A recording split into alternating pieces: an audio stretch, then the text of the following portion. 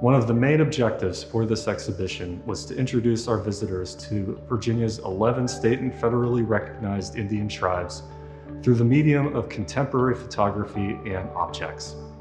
Through close collaboration with chiefs, council members, and tribal members themselves, we have collected stories, artifacts, and other anecdotes to help our visitors to best understand Virginia's contemporary Indians in their past, present, and future.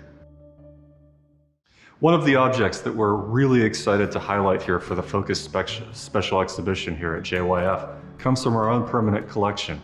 This object is a turkey feather mantle which was woven by Molly Adams, a member of the Upper Mattaponi tribe, around 1930.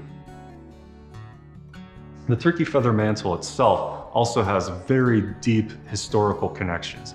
At the time of first European contact here in Virginia, chroniclers like John Smith, Ralph Hamer, and William Strachey commented on the skill that women in the coastal plain had of weaving turkey feather mantles and how the iridescence of the turkey feathers, duck feathers, and everything that went into these really made them regal garments in and of themselves. Now, as I mentioned, around the time of 1930, the history and tradition of turkey feather weaving for garments had almost been lost. Molly Adams, who made this garment herself, did not know exactly how to proceed and move forward, but she reached out to one of her descendants, Margaret Adams, who's photographed in some of the images that we have from the Smithsonian Institution, who is known for her skill with feather weaving. Through that history, Molly learned how to make turkey feather garments, and this was one of the results of that work. Now today, the art of turkey feather and duck feather weaving is gradually being revived amongst the Virginia Indian communities, and we're really excited to be able to tell Molly's story as a pioneer, not only with the preservation of tradition and culture, but also as a staunch advocate for the Upper Mattaponi tribe.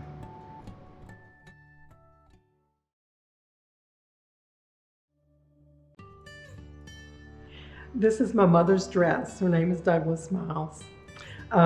She made this dress when she was probably about 17 or 18 years old. And she made it on my grandma's treadle sewing machine, which I think is so cool. So much work went into this and all these fringe pieces that were put on here. And this was made during a time that most of the folks down there were not using leather for their fabric hides for their fabrics in their clothing. So it was just, this is a nice coarse cotton material. It's held up so well through the years. And she wore this dress for many occasions. She wore it for the governor's tribute, because every year we do a tax tribute to the governor in lieu of taxes. And so she wore it for that, and there are pictures of her in this regalia. Also, they had a museum down there in a gift shop. It was called the Trading Post back in the day. And she wore it when she was working in there. In that gift shop, they sold the potteries and other crafts that they made. So it was always the thing that the ladies always wore their regalia when they were in the shop. So she wore it for that, and also other occasions that the Pamunkey people were invited to. Like there was a dog mart in Fredericksburg that's been going on since the 1600s, and they always invited the Mattaponi and the Pamunkey people to be there. Sometimes they would perform dances, but also they sold their pottery and other arts and crafts there. So that was the main times that she wore this dress. And the last picture they have of her wearing this dress was in 1952, when she would have been about 33 years old then. This dress has a suede strip on it, and the fringes are made out of fabric that has been folded over, and each piece is sewn individually. So much work involved in all of this. It has glass beads on it and fringed around the neck and the sleeves. And through the years, the last time my mom wore this dress was in 1952. She was a little bit larger then. So she had added on a section in here to give a little more give for wear, to make it more comfortable. Basketry is one of the important crafts that have been resilient over centuries amongst the Virginia Indian tribes. With this particular series of photos that you see drawn from the Jamestown Yorktown Foundation archives from 1957, these are images of Judge Nelson of the Rappahannock tribe making the Rappahannock ribbed basket. Traditionally, this basket would have been used for shelling corn, so a corn cob could be drawn directly under the handle of the basket, with the kernels being shelled falling directly into the basket itself. The introductory image shows Judge Nelson with the materials to make the Rappahannock ribbed basket laid out on a table with a finished basket next to his side. Then we see Judge Nelson preparing the white oak splits that are used to form the basket itself. White oak is a very resilient material found throughout the coastal plain of Virginia and effectively used for basket making amongst many of the Virginia Indian tribes. After the splits themselves are processed in their raw state, they have to be dressed, meaning smoothed out to remove all the burrs and rough edges before they can effectively be woven onto a basket frame. In one of the final photos of this session, you see Judge Nelson pictured next to a completed ribbed basket. He tries to get the weave as tight as he possibly can, and it was acknowledged that amongst one of the other Rappahannock members who had passed away, Old Bob Nelson, that he could weave a basket tight enough to hold water.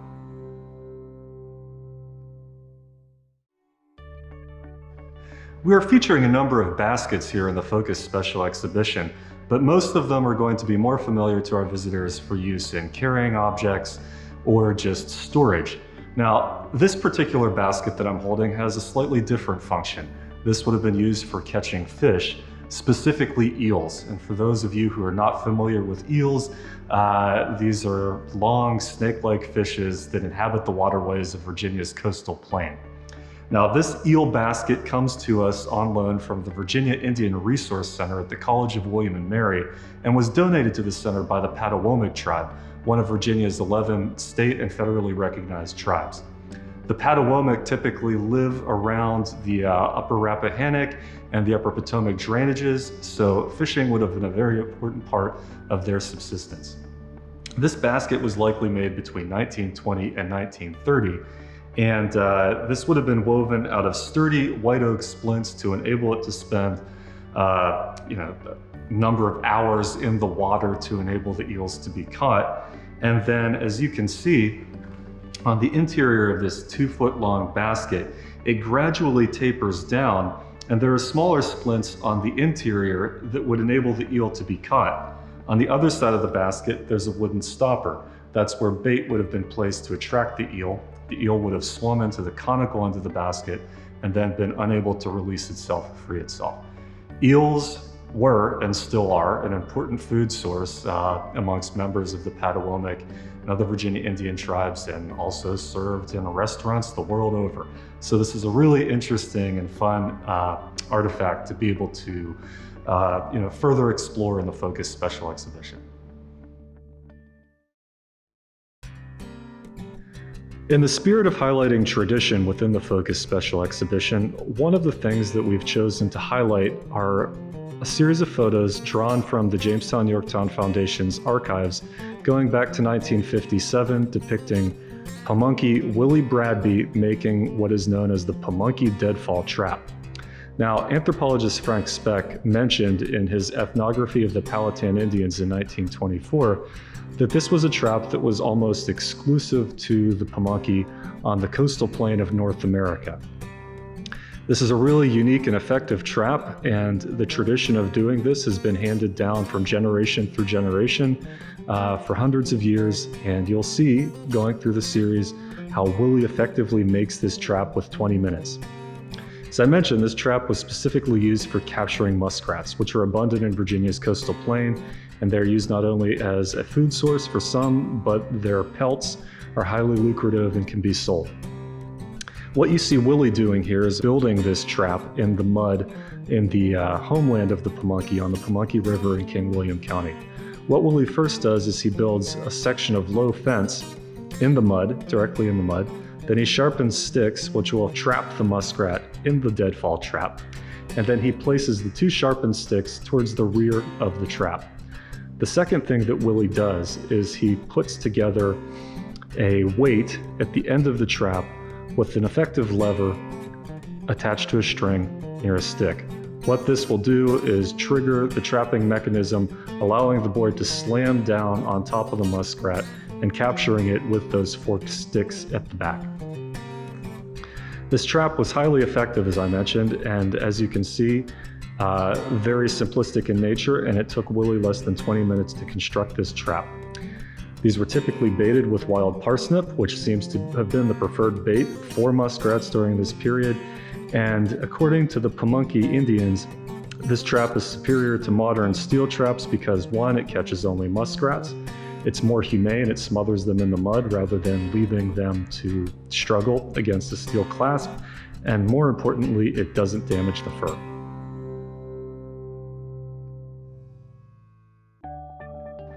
One of the main objectives with the Focus Special Exhibition here at the Jamestown Settlement Museum was to really highlight day-to-day life and activities amongst the members of the Virginia Indian tribes from the 19-teens and 20s to present day. Now, we have a number of materials that speak to fishing and hunting, storage and containment through baskets, and the resilience of craft and other daily activities, but this is an object that really kind of hits home on the home front. And what makes this unique is that it was featured in Frank Speck's The Rappahannock Indians of Virginia, published in 1925. So this coconut water ladle comes to us on loan from the Rappahannock from Council Member Barbara Williams, who graciously loaned this to the Focus Special Exhibition. And what this represents is an object of daily use that would have been fixed next to the well on Barbara's grandfather's farm. And it would have been used to ladle water directly out of the well for drinking or filling another vessel. Now, interesting in and of itself, in that it's pictured in that publication from 1925, it also speaks to local trade networks and things of that nature. During this period in the 1920s and 1930s, the Racial Integrity Act was in full effect in Virginia, and that meant that members of the tribe could not shop or patronize certain stores where they weren't welcome. So this is an object that speaks to resilience on the home front through material culture. Well, it's been very important for me to be a part of Jamestown since 1957, and sharing those pictures and history with my children I've done all of my life. Today I've shared with them that their grandmother Doris Ware was the seamstress that making the 17th century costumes and all the native regalia in the winter months when she wasn't given oral history in the village. And also both of my girls today are doing beadwork and making regalia and very active in dance and drumming. So they dance at the powwows and carry on the traditions of dance. And of course I sung behind the drum, and that's not something my parents did, but welding that with the Powhatan history of the people here at Jamestown and how we continue to make history, you know, with the Queen, and also today, currently, we're still active practicing our Powhatan traditions.